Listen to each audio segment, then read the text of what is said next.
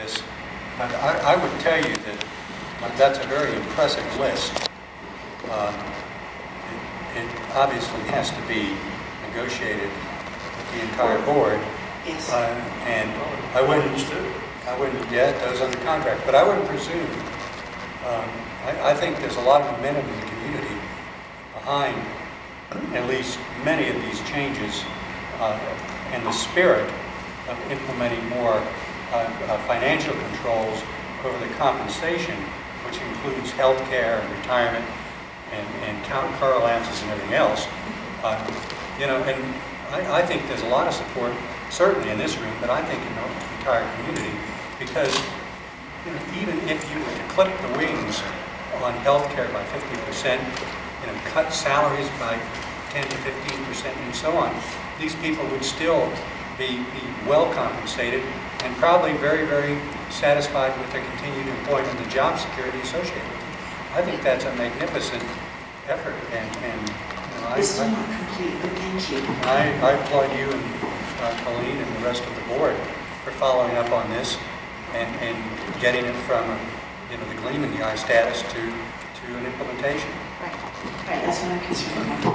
So, for example, when we found out what the salaries were, we learned these bonuses that they were awarded supposedly in December of 2013 as a 2014 bonus. It's taken us 6 months to now find out these were paid out the first pay period in January. And a previous board member claims they did not authorize that payout. This is the kind of information that we cannot get. It depends upon the chair to be able to push for this information, because we can't even figure out who authorized paying these out in the 1st of January, what were the criteria. We know that the $24,000 bonus to the general manager was appreciation. Appreciation for the work that they did on the Furness trial. Remember that? And that was the work that he also... Wait. Responsible. Yes, there you go. Because so he why claimed... are we appreciating them? There you go. Can I ask that we finish your presentation and get through it, and then we'll have more questions at the end, okay? Because, let's see. thank you. I asked, we had the insurance no, I only have so much space. Meetings a couple of months ago, and it explained how part of Hebron Light Power Company's insurance was against fraud losses, and that we could claim this. You didn't say we could claim this, but it was part of the policy. So I said, can we make the claim to recover this $238,000 for outside legal costs, forensic audit, auditing costs, plus the alleged fraud costs, plus security costs, plus immigration costs, plus lost employee time? Can we make this claim? And I was told by Jay Price that the previous board had decided not to make the claim and that we couldn't make the claim now. And I said, why? Why can't we make the claim now? No one's ever given me an answer on that. I feel like there's quite a mess there to somehow explore. But, you know, we could recover some money there if the board would just say, we need to make this claim. Okay, because all the costs are documented in a file this thick we were given by legal Is there counsel. any downside to filing a claim? As everybody knows, if you file a claim, it's gonna cost you, right? So I asked the insuranceman, I said, how much is it going to cost? See, they were debating whether or not we should go for a higher asset coverage or a lower asset coverage. For $4 million more in coverage, it was only going to cost us $7,500 a year. So I cannot understand how a claim of $238,000 is going to really raise our rates. Okay? But of course, the insurance company would probably say, you need to have X, Y, Z of internal financial controls to make sure this doesn't happen again. And we're still waiting on proposals from the CFO and the management on all of their internal financial controls. Granted, tomorrow they're supposed to have them for us. But to me, if you're going to be a CFO and be paid such big bucks, you better have internal financial controls day one. Either you know them or you don't. Either you implement them or you don't. And we're waiting after months to say, where are your financial controls? Explain them to us very briefly. Okay. We were talking with the State Attorney General Prosecutor on the Tony Furness case, and he expressed the interest of being able to come in and look through all of the Heber Light and Power files to see if he could gather further evidence in the case against Mr. Furness.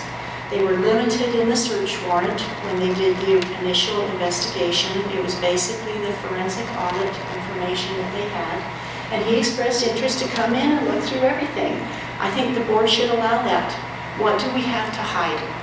You know, why can't we have the Attorney General come in? It's fine. That was if there was something suspect that could be verified. He said at a drop of a coin or a take of a heartbeat, he would be there if it was Yes. something substantial that could justify that. Well, he can't know that till he looks.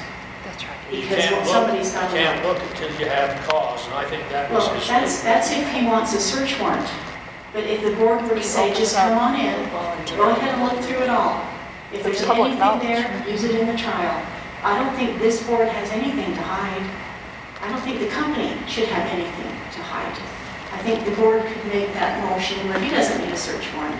He can come in. Heidi, how many board members in this Heber Light Power? How many board members? There's Mayor Koalas, Mayor Bonner of Midway, Mayor McDonald of Heber City, Kelly and I, and Jay Price as the county council representative.